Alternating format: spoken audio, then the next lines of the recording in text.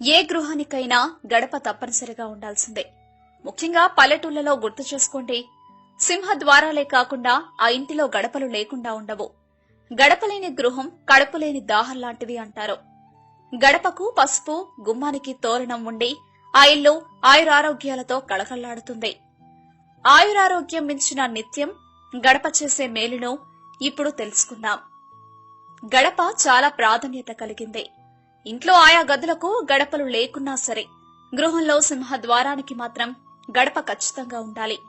ఎందుకంటే గడపను పసుపు కుంకుమలతో, బియ్యం పిండితో అలంకరించుకుంటే లక్ష్మీదేవి అనుగ్రహిస్తుందని పెద్దల నమ్మకం. ఎందుకంటే పసుపులో యాంటీబయాటిక్ గుణం ఉంటుంది.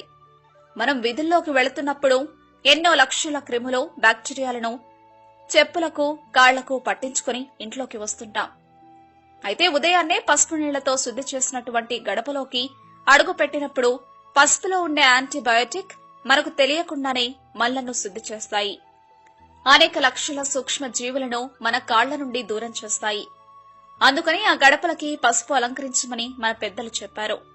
దీనిలో ఉండే ప్రాధాన్యత ఏమిటంటే రోగాలను చేరనివ్వకుండా మన ఇంటిని, శరీరాన్ని అపరిశుభ్రతకు గురికాకుండా ఉంటామని, అందుకే గడపకు పసుపు రాయాలి అని పెద్దలు చెప్తారు. అంతేకాదు, ప్రతిరోజు గడపకు పసుపుతో శుద్ధి చేసుకోవాలి.